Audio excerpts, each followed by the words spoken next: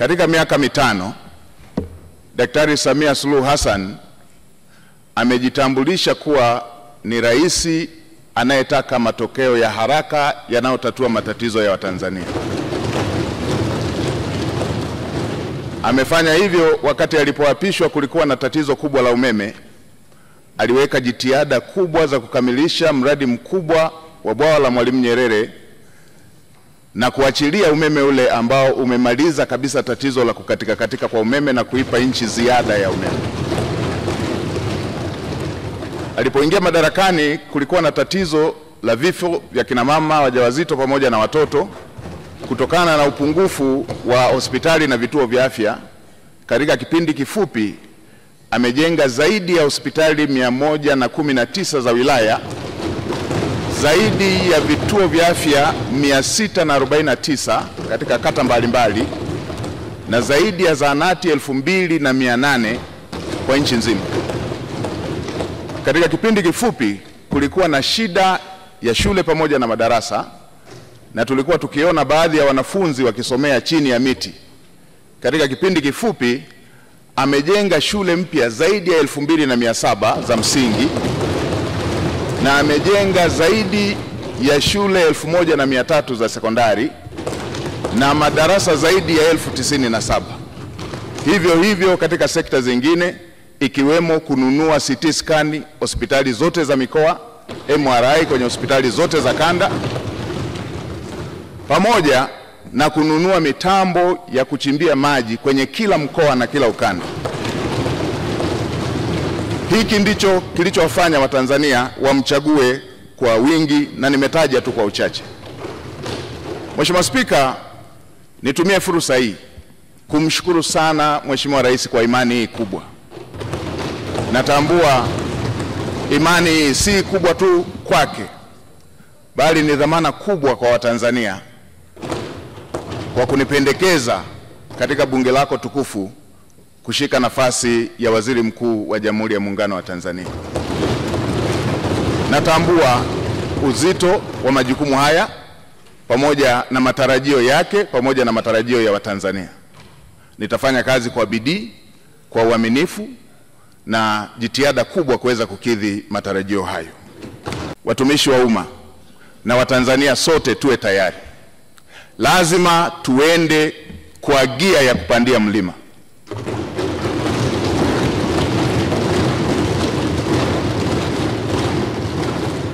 Lazima tuende kwa gia ya kupita kwenye bahari yenye mawimbi. Lazima tuende kwa gia ya kupita kwenye anga lenye mawingu. Lazima chombo kifike salama na watu wake wakiwa salama.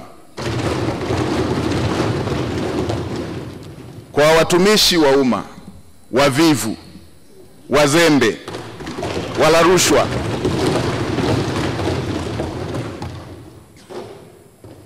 na wenye lugha mbaya kwa Watanzania, tuwe tayari. Wavivu wote, wazembe wote ndani ya ofisi za umma, nitakuja na fiekeo na rato. Lazima maono ya Mheshimiwa Rais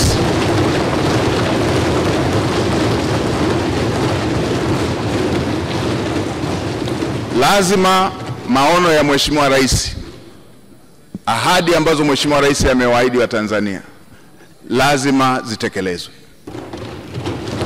Mheshimiwa Spika, katika kumalizia nitoe rai kwa Watanzania wote.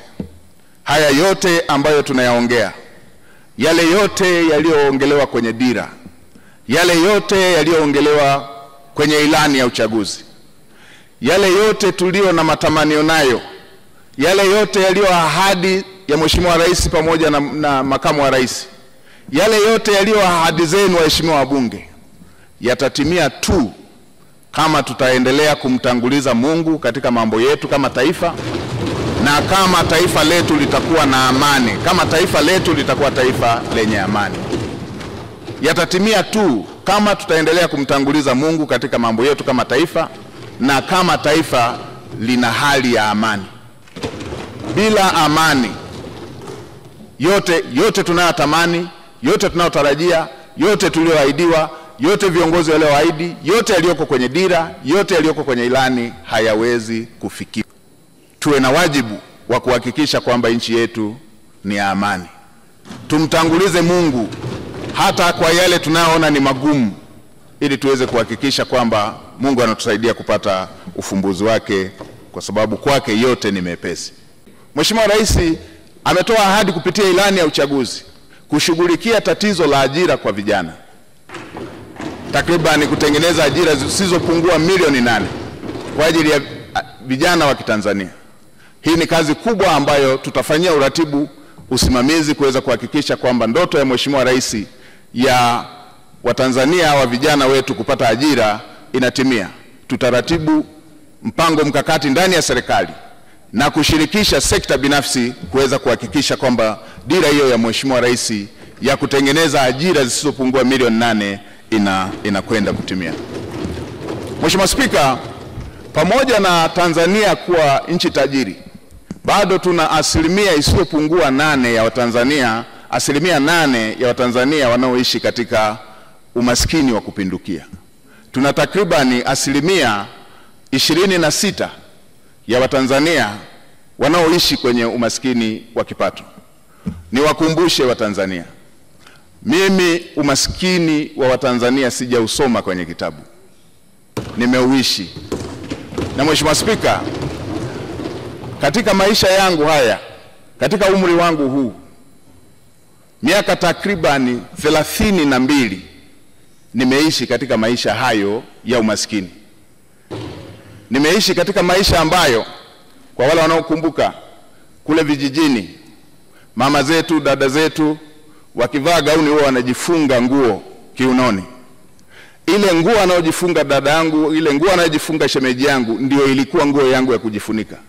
Kwa hiyo kabla hajamaliza shughuli zake za kila siku, silali mpaka akalale ili nipate shuka ya kujifunika. Na asubuhi kabla hajaanza kazi lazima niamke ili ile nguo niliyojifunika ndio yeye iwe nguo ya kujifunga ili aweze kuanza majukumu yake. Ninatambua mazingira ya kulala, unaenda kuchunga, ukirudi nyumba nzima inavuja, na utakapolala inabidi ujifunike ile ngozi ili matone yale yanayoendelea kuvuja angalau yatue kwenye ngozi. Na yatambua maisha hayo. Natambua mnaenda kula pamoja na watoto wote rika mbalimbali, mko takriban 20 kwenye chungu kimoja cha mboga, chungu kimoja cha sahani moja ya ugali. Inabidi utangulize kuanza kula ugali mwingine bila mboga, kwa sababu ukisubiria mikono ya kwenye mboga iishe ndio na chakula kitakuwa kimeisha.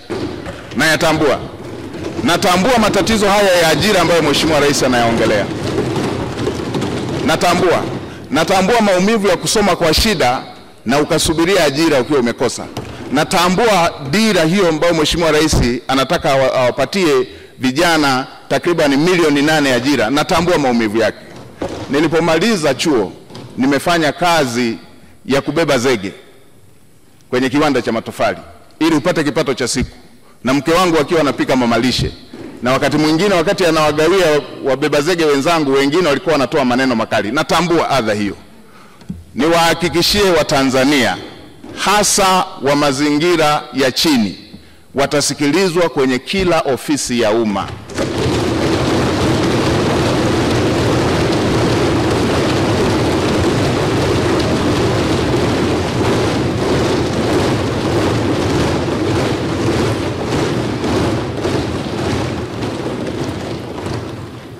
Kila aliye Mtanzania, hii nchi ni yake.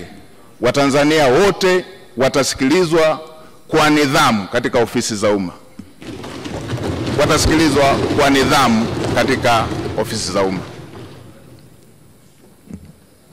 Watanzania watafikisha kero zao, na watumishi wa umma watakwenda kwenye makazi, kwenye maeneo ya Watanzania kutatua kero za Watanzania.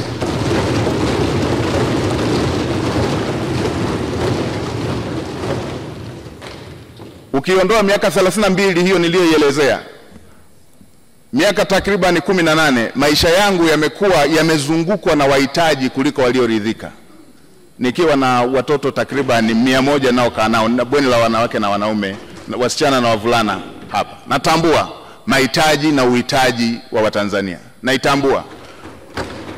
Kwa kutambua hilo, naamini yale yaliyo dira ya Mheshimiwa Rais katika kutatua kero za Watanzania, niwahakikishie Watanzania nitasimamia kwa uadilifu, nitasimamia kwa jitihada, nitasimamia kwa kuhakikisha kwamba hayo yanatimia.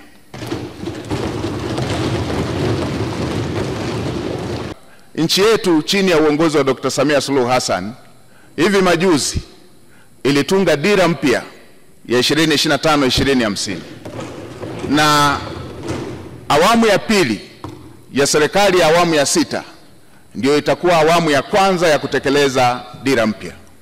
Na Mheshimiwa Spika, unatambua kwenye mbio za vijiti za kupokezana, mwanzishaji wa mbio hizo kipande cha kwanza asipokimbia kwa mbio ndefu kwa spidi kubwa, hata wale watakao kuwa wanampokea watakuwa tayari wamechelewa. Sasa serikali ya awamu ya 6 kwa awamu ya pili ndio inaanzisha utekelezaji wa dira ya 2025-2050. Mheshimiwa Spika, dira hiyo imebeba matarajio na matumaini makubwa ya Watanzania. Dira hiyo imebeba matumaini makubwa ya vijana ambao ndio hasa walengwa wa dira hiyo. Mheshimiwa Spika, tuna kazi kubwa ya kuanza vizuri kwenye utekelezaji wa dira hiyo, huku tukimalizia viporo vilivyokuwa havijakamilika kwenye dira ya 2025. Mheshimiwa Spika, natambua pia ilani ya uchaguzi ya CCM ambayo imejumuisha masuala yote ambayo ni kero kwa Watanzania katika maeneo mbalimbali. Na nilikuwa nafuatilia hata kampeni za uchaguzi, na ninyi waheshimiwa wabunge, kila eneo mlikuwa mkijiaziliza yale ambayo yapo kwenye ilani, ambayo ni mahitaji ya Watanzania katika maeneo yenu. Ilani hiyo imebeba matumaini makubwa ya Tanzania, na hasa kwa kuzingatia kwamba Dr. Samia Suluhu Hassan amejitambulisha kuwa ni rais wa matokeo, rais wa matokeo ya haraka, rais anayetatua matatizo ya Tanzania. Kwenye maeneo ambayo amepokea vijiji vikiwa havijapata umeme, ndani ya muda mfupi alimalizia vijiji vyote vikapata umeme. Watanzania wanatarajia takriban vitongoji 28,000 ambavyo havijapata umeme sasa vikapata umeme. Hayo ni mambo makubwa ambayo yanasubiriwa na Watanzania katika kipindi hiki kinachofuata.